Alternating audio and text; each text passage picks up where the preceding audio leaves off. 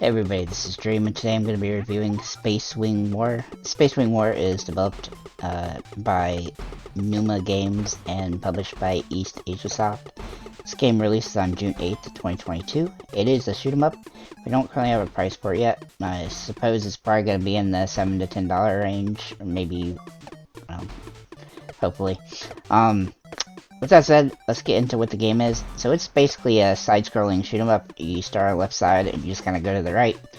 Throughout the game, you're going to encounter lots of different types of enemies, and you have different weapons that you can utilize, which are going to help you progress through the game.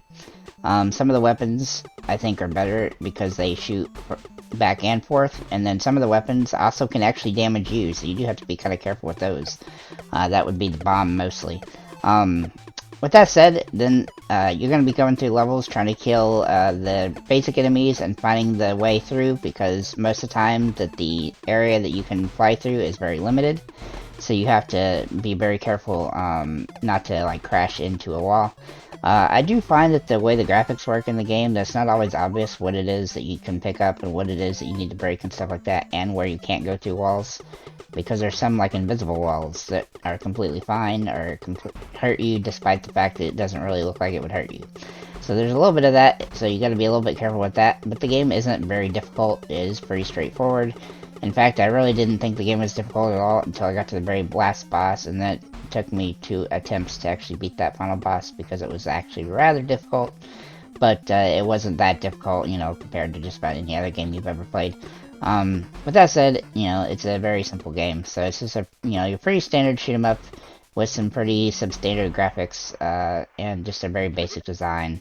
The fact that they have different types of weapons is kind of interesting. Obviously they do different amounts of damages, so you do want to utilize, like, the bomb when you're on a boss, but you don't really want to use that unless you're on the bosses. So that's just something to keep in mind if you play the game. There's plenty of health pickups throughout the levels as well, which is going to be useful. And there's also going to be some other different pickups that are going to give you points. With that said, those aren't really doing anything except for getting you achievements, so just keep that in mind. Just make sure, you know, when you play the game that you avoid crashing into the sides of walls. There's a couple areas throughout the game that I feel like that they didn't do a very good job of, you know, placing enemies and things like that. But overall, it's a very standard, you know, East Asia Soft kind of game. So it's not really, you know, completely terrible or anything, but it's also not like, you know, doing anything you haven't seen before. So with that said, if it's under the $5 to $7 range, it's probably okay, at least for the achievements purposes. But I definitely wouldn't say this is something that's going to give you a lot of time to, you know, play to, you know, get a lot of fun out of. You know, it's about a 45-minute completion when it comes to just being the entire game.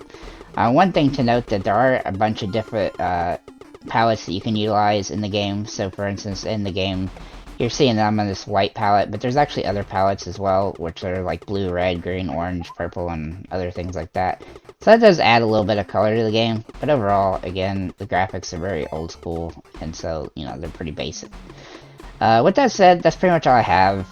It's a pretty simple game, like I said. You know, if you want it for the achievements, it's definitely good for that. Otherwise, it's probably something that's kind of forgettable, simply because it's not something you haven't seen before. So that's pretty much all I have for this. If you do pick it up, let us know in the comments what you think about it, and have a nice day, guys.